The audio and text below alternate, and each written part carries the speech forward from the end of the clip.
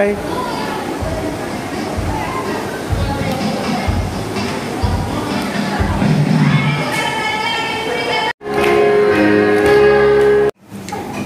Baik Romo, Biara KSSY pertama sekali berdiri pada tahun 1878 di Belanda, dan pada saat ini genap 143 tahun berdiri KSSY di Belanda, tepatnya pada tanggal 7 November kemarin. Biara KSSY memulai karya di Indonesia pada tahun 1931, tepatnya di Medan. Kemudian melebar lagi ke Ruteng, Kabupaten Manggarai, Provinsi Nusa Tenggara Timur ini pada tahun 1985. Karya kami di sini khusus untuk mendidik anak-anak difabel dengan spesifikasi tunanetra dan tunarungu. Ya, begitu. Baik, terima kasih Suster. Suster Christine mungkin bisa menceritakan bagaimana tantangannya ya, mengelola SLB. Ya, baik, Romo, tentu sejalan dengan karya perutusan di tempat ini, di Manggarai ini, tentu ya banyak tantangan. Tantangan yang pertama, saya pikir kita harus lebih memperhatikan pendidikan anak ya, usia anak, dan juga karena anak juga dengan disabilitas.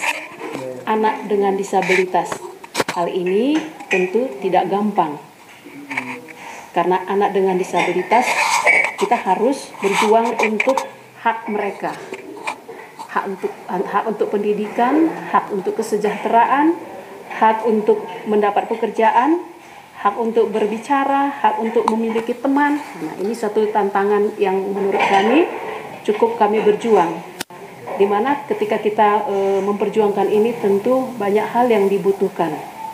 Tentu orang-orang yang peduli dengan mereka bukan hanya para suster, tapi harus banyak terlibat. Pihak-pihak yang terlibat untuk kesejahteraan mereka, untuk hak mereka. Pemerintah juga, kemudian para donatur.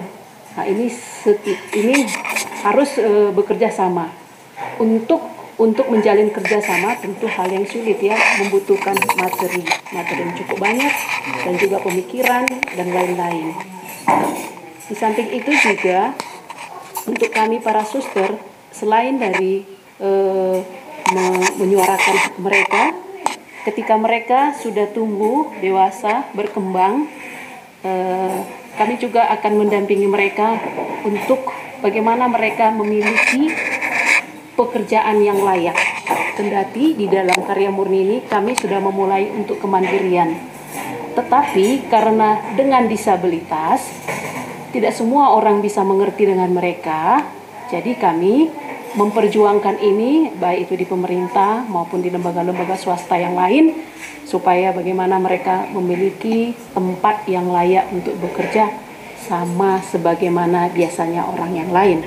Saya pikir itu menjadi suatu perjuangan untuk para suster, mitra-mitranya, untuk para disabilitas, dan tantangan ini saya pikir sangat cukup banyak untuk kami. Kita berjuang bersama, kami berjuang. Saya pikir itu aja, atau ada lagi? Ya, Suster, misalnya Suster Leonie selama bekerja di sini, mungkin ada satu pengalaman di mana para suster mengalami katakanlah kesulitan finansial misalnya di dalam mengelola lembaga itu. Sejauh saya alami, Romo, kalau mengenai finansial memang kami harus berjuang mencari, karena di sekolah, di asrama juga ya, dari orang tua kami tidak bisa berharap banyak. Jadi seperti di sekolah, uang sekolah itu 0 rupiah. Jadi para suster yang berusaha mencari kemana-mana, termasuk membuka kebun, persawahan, supaya anak-anak asrama bisa makan, bisa terfasilitasi semua, dan di sekolah bisa semua beroperasional dengan lancar. Ya, bersyukur pemerintah sangat memberi perhatian untuk sekolah dengan dana-dana yang dikeluarkan dari APBN, APBD. Jadi kita sangat bersyukur, sangat terbantu dengan itu, Romo. Ya, saya pikir benar Romo yang dikatakan Suster Leonie. Untuk biaya operasional itu memang cukup besar, baik untuk penggajian para guru, pegawai. Nah, ini dari mana? Kalau tidak dari para donatur.